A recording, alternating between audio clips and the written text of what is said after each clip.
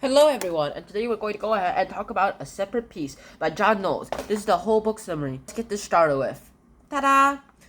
Alright, John Knowles wrote this classic novel that's been a bestseller for over 50 years. Speaking of which, let's just get this started with off his grand novel. Alright, so Finney himself and Gene has this friend, Gene Forrester. Yeah, that's right. Gene Forrester, he goes ahead and finds out that he's going to be in a boarding school. And during the summer of 1942, which is a few years after he found that out, he and his best friend and roommate, Finney, goes ahead and decides to do a bunch of things. In the first few chapters, it's just about Finney going ahead and inventing a few games, breaking a school swimming record, as well as pretty much organizing every kind of organization, every kind of competition inside there, or at least some sort of event inside the book. And with that, Finney goes ahead, figures everything out, and then Gene himself becomes his best friend. They go to the beach together just because Finney said so. There's literally no argument on Gene himself, because even though he wants to study, and with the rest of the time, Gene just thinks that Finney's kind of, well, since Gene is envying Finney for his athleticism, well, he thought Finney is actually envying Gene for his academics. So, wow. They both have different personalities, and they both have different viewpoints, but they soon click together. I'm not sure, but then again, I've heard opposites attract, so that makes sense?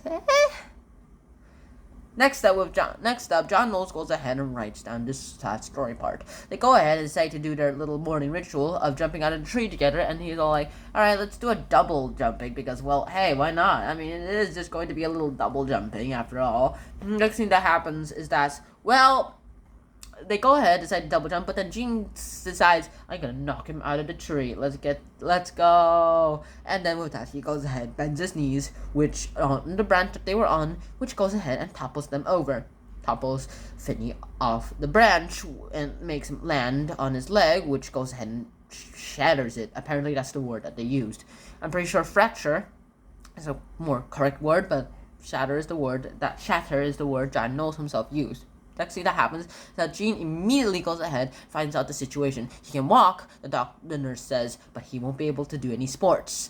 What a shame. And Gene kind of starts regretting it and decides to confess to Finney, but, well, he can't. The doctor came in, and then afterwards, he goes ahead and looks at Finney and goes visit his home during the school year, and with that, Finney says, hey, I don't actually believe that you did it. You wouldn't do it on purpose. I know you wouldn't do it. And Gene's all like, yeah, I would do it. Finney's all like, no, yes, no, yes, no, yes, no, yes, I don't believe you. Well, then again, I kind of don't believe myself either, because unfortunately, I probably don't sleep much in trains, so I might not be making much sense today, Finney. Alright, Gene, see you at school. With that, you can go ahead and figure out that you got out. That doesn't make any sense, does it?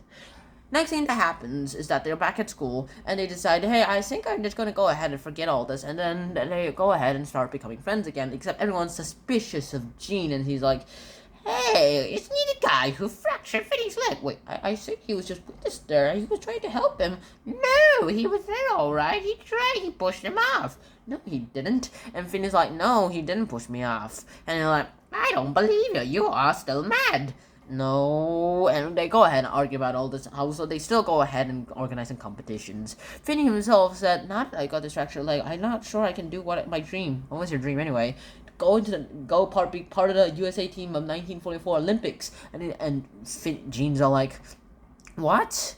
Will you take my place? Sure, pal. Anything for you, pal. With that, they go ahead and start training him. Afterwards, they go ahead and find out that they're sentenced to a trial created by this student council that is not even official. With that, this guy named Brittany goes ahead and says, alright, I go ahead and send the trial to end. Now, before we even start talking about the trial itself, you have to remember that, well, before this, there's this kind of nature-loving guy and pretty sweet and peaceful guy named Leper who joined the military. Is probably went ahead and broke him. It probably broke his mind, so with that, he came back home a little mad, and during the trial, he goes and says some very wise things, some very metaphorical things, too, and everyone's kind of confused. How's this guy who didn't even know what these words meant a few weeks ago suddenly talks like this. And with that, you can go ahead and figure out things that are pretty weird.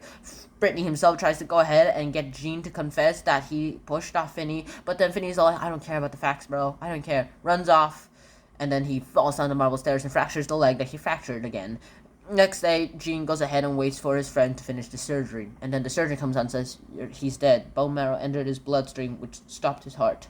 I'm sorry. Why did it happen to you when you're so young? And with that, he goes ahead. Jean himself goes ahead to Finney's funeral, and he didn't cry because, well, he's a dead man now. He's in the grave with Finney, and dead men don't cry. Last but not least, he enrolls in the Marines, and 15 years after the events of the book, he goes ahead, visits the school again, and finds everything that he needed. Looks everything again, and just imagines everything. Thinks about it. And he ponders about his life. And that's it. That's a separate piece. The classic American novel that's lasted 50 years. And so I hope you guys enjoyed this episode. I'll see you guys soon. Until next time, for now, peace. Bye-bye. Wear a helmet.